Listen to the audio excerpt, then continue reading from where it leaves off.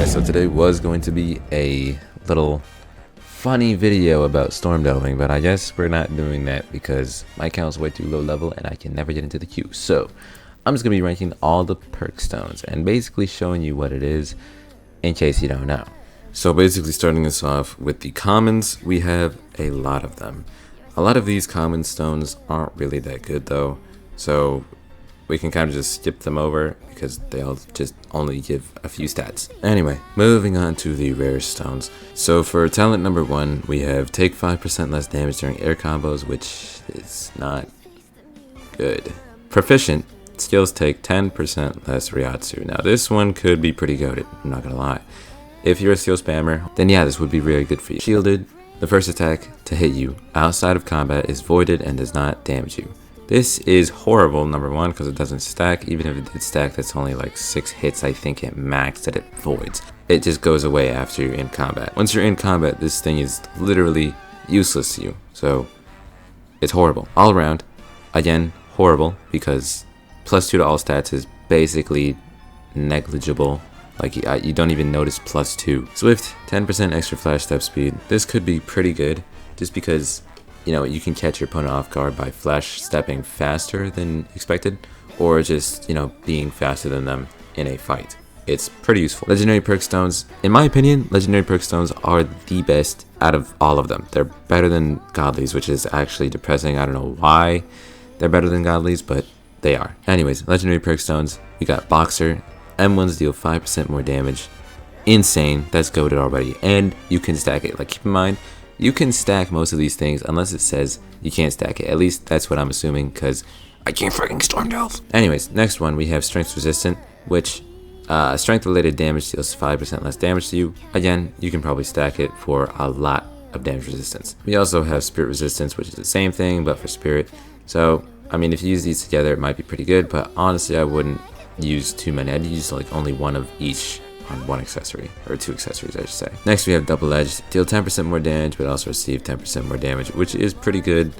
But I mean, you could just cancel that out by using strength and spirit resistance, so it kind of doesn't matter because that's the only kinds of damage in this game. So you could stack double edged with, like, you know, 2 strength, 2 spirit, you know, and you'll be fine. And it's just straight up 10% more extra damage.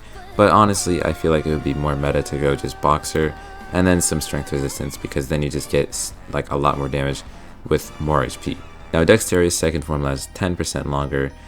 Again, your second form doesn't last that long, and 10% longer is a lot longer than you'd think, because the second mode lasts for over 130 seconds, I think, something like that. So it's quite a while that you would get it. But honestly, I wouldn't really use it just because I don't really care about my second form lasting that long. I can clap you up in my regular. Enough flexing though. Next one, we got Underdog. Enemies that have higher health than you deal 5% less damage, which is, again, very good. Honestly, you could trade this one out for strength and spirit resistance, because this is all damage, not just strength or spirit. At least in PvP, you can't really determine what your opponent is going to have, like if it's strength or spirit. It's kind of just random what they have, because it's random opponents obviously. So honestly, Underdog might be better if you just stack it, because then you get all around damage and you can stack more of it. Sniper, deal 5% more damage when hitting enemies that are at least 50 studs away from yourself. Now this one can be good if you're just like a spammer, like a Cero spammer or a Glacier spammer or something like that. If you're a spammer, this is going to be pretty good, but honestly, you're probably still going to get perfect blocked half the time. Next one we got is the Godly Perk Stones. These things are ass. It's crazy. I don't know why. Anyways, let's get right into it.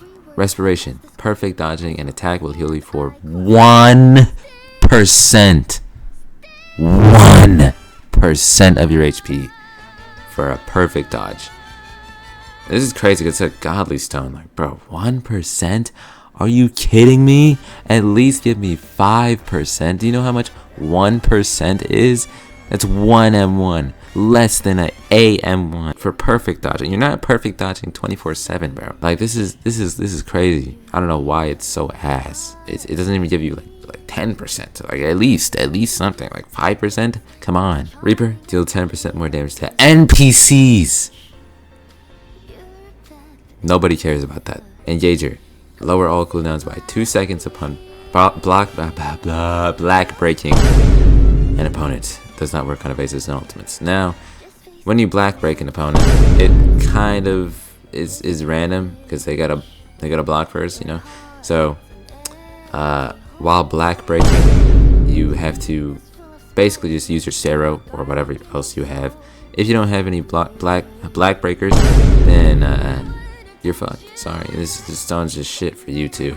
Honestly, don't even bother trying to get godlies. Just get legendaries. If you get a godly, I'm sorry for your loss. That's actually unfortunate. But yeah.